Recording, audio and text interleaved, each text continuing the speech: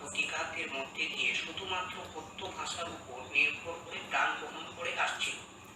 সন্নিকটের কয়েক বছর পূর্বে 2003 সালে 22শে ডিসেম্বর ভাষাটি ভারত সংবিধানের 8ম তফসিলে অন্তর্ভুক্ত হয়। তার পরবর্তী সময় থেকেই পশ্চিমবাংলা তথা ভারত সরকারের তত্ত্বাবধানে বিভিন্ন ইউনিভার্সিটি, কলেজ, স্কুলগুলিতে এই ভাষা চর্চার পরিকল্পনা বেশি করে শুরু হয়। সেই মতো অবস্থায় বর্ধমান বিশ্ববিদ্যালয়ের 2005 সালে ইউজি কোর্স এবং 2010 সালে পিজি কোর্সের পঠন পাঠন চালু হয়।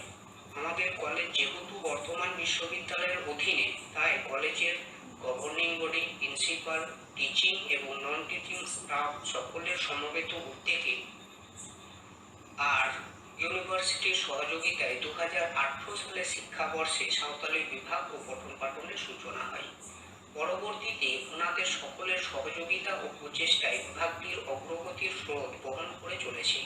বিভাগের সূচনা পর্বে ছাত্রছাত্রীর খুব বেশি না হলেও আস্তে আস্তে সেটা বেড়ে চলেছে।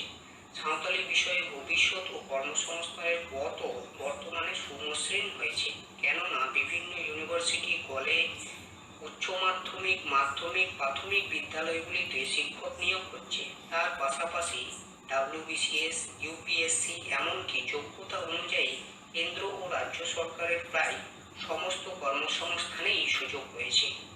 বর্তমান ইউনিভার্সিটির নিয়মানুসারে সকল এইচএস পাস ছাত্রছাত্রীরাই এই সাঁওতালি বিষয় নিয়ে পড়াশোনা করতে পারবে।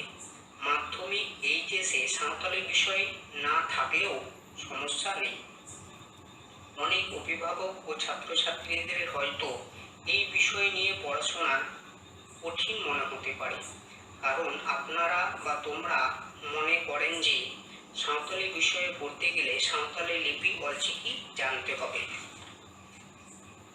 কিন্তু বর্তমান বিশ্ববিদ্যালয়ের নিয়ম অনুসারে শুধুমাত্র ভাষা জানার চেষ্টা থাকলেই হবে। লেখাটা যে কোনো লিপিতে প্রাথমিকভাবে লিখতে পারো।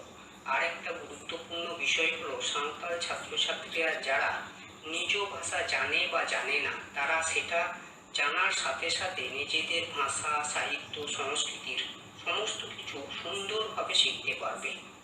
আর অন্য ভাষাভাষী ছাত্রদের জন্য নতুন একটি ভাষা, সাহিত্য, সংস্কৃতি জানার বা শেখার এক নতুন আনন্দের অনুভূতি তো বটে, সাথে সাথে গর্বের ও সম্মানের।